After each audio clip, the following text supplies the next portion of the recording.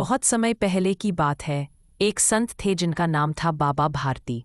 वे एक छोटे से मंदिर में रहते थे और भगवान की भक्ति करते थे। उनके पास एक बहुत सुंदर घोड़ा था जिसका नाम था सुल्तान। बाबा भारती को अपने घोड़े सुल्तान से उतना ही प्यार था जितना माँ को अपने बेटे से होता है। वे कहते थे, सुल्तान के बिना मैं नहीं रह सकूंगा। हर शाम वे सुल्तान पर सवार होकर 8-10 मील घूमने जाते थे। सुल्तान बहुत खूबसूरत था। उसकी चाल देखकर बाबा भारती कहते, यह ऐसे चलता है जैसे मोर बादल देखकर नाच रहा हो। उसी इलाके में खड़ग सिंह नाम का एक डाकू रहता था। लोग उसका नाम सुनकर डर जाते थे। जब उसने सुल्तान की तारीफ सुनी तो वह घोड़े को देखने के लिए बहुत उत्सुक हो गया। एक दिन दोपहर के समय खड़ग सिंह बाबा भारती के पास आया। खड़ग सिंह, मैं सुल्तान को देखना चाहता हूँ। बाबा भारती, जरूर आओ, मैं तुम्हें दिखाता हूँ। जब खड़ग सिंह ने सुल्तान को देखा तो वह बहुत हैरान हो गया। उसने मन में सोचा, यह घोड़ा तो मेरे पास होना चाहिए था। इस संत को ऐसी चीजों से क्या फायदा। बाबा भारती ने सुल्तान पर सवार होकर उसकी चाल दिखाई। घोड़ा हवा से बातें करने लगा। यह देखकर खड़ग सिंह के मन में लालच आ गया। जाते समय खड़ग सिंह ने कहा, बाबा जी, मैं यह घोड़ा आपके पास नहीं रहने दूंगा। इस धमकी के बाद बाबा भारती को बहुत डर लगने लगा। वे रात रात भर घोड़े की रखवाली करते थे। कई महीने बीत गए लेकिन खड़ग सिंह नहीं आया। धीरे धीरे बाबा भारती निडर हो गए और सोचने लगे कि शायद खड़ग सिंह की बात सिर्फ डराने के लिए थी। एक शाम बाबा भारती सुल्तान पर सवार होकर घूमने जा रहे थे। अचानक एक आवाज आई। आवाज, ओ बाबा, इस बेचारे की सुनते जाना। बाबा भारती ने देखा कि एक पेड़ के नीचे एक अपाहिज व्यक्ति जो चल नहीं सकता था पड़ा हुआ है। अपाहिज, बाबा, मुझ पर दया करो। मुझे रामावाला जाना है जो यहाँ से 3 मील दूर है। कृपया मुझे घोड़े पर बिठा दो। बाबा भारती, वहां तुम्हारा कौन है? दुर्गादत्त वैद्य मेरे भाई है। दयालु बाबा भारती ने उस अपाहिज को घोड़े पर बिठाया और खुद लगाम पकड़कर चलने लगे। अचानक लगाम उनके हाथ से छूट गई। उन्होंने देखा कि वह अपाहिज अब सीधा बैठकर घोड़े को तेजी से भगाए ले जा रहा है। वह अपाहिज कोई और नहीं, डाकू खड़ग सिंह था। उसने अपाहिज होने का नाटक किया था। बाबा भारती चिल्लाए, जरा ठहर जाओ।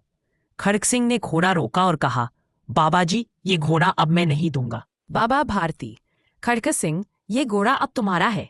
मैं तुमसे इसे वापस करने को नहीं कहूंगा, लेकिन मेरी एक प्रार्थना है। खड़ग सिंह, क्या प्रार्थना है बाबा जी? बाबा भारती, इस बात को किसी के सामने प्रकट मत करना कि तुमने यह घोड़ा कैसे लिया। खड़ग सिंह हैरान हो गया।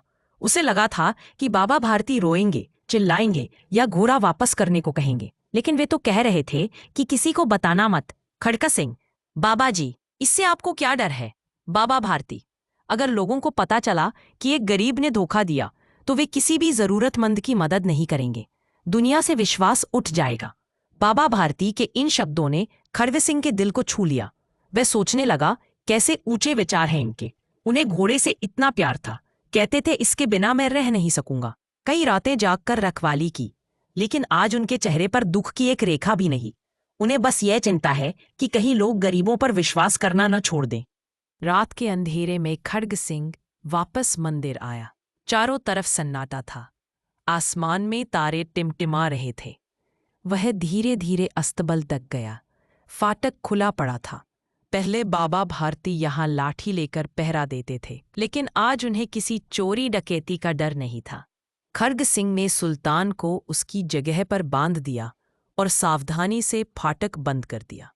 इस समय उसकी आंखों में पछतावे के आंसू थे। रात का तीसरा पहर बीत चुका था। सुबह होते ही बाबा भारती ने स्नान किया और जैसे कोई सपने में चल रहा हो वैसे अस्तबल की तरफ गए। फाटक पर पहुंचकर उन्हें अपनी गलती याद आई। साथ ही बहुत निराशा हुई। वे वहीं रुक गए। घोड़े ने अपने मालिक के पैरों की आहट पहचान ली और जोर से हिनहिनाया।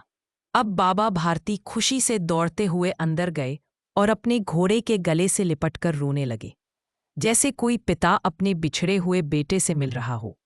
वे बार बार सुल्तान की पीठ पर हाथ फेरते और कहते थे, अब कोई भी गरीबों की मदद से मुंह नहीं मोड़ेगा।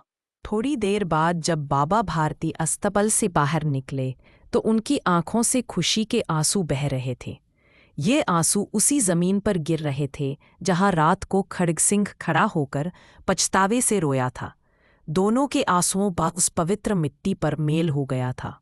यह कहानी हमें सिखाती है सच्चा प्रेम अपने से ज्यादा दूसरों की भलाई सोचता है। विश्वास की शक्ति। एक अच्छा इंसान दूसरों के भले के लिए अपना नुकसान भी सह जाता है। परिवर्तन की संभावना। बुरे से बुरा इंसान भी अच्छाई से प्रभावित होकर बदल सकता है। त्याग की महानता। सच्चा त्याग वही है जो समाज की भलाई के लिए किया जाए। यह कहानी हमें बताती है कि कभी-कभी हार में ही सबसे बड़ी जीत छुपी होती है।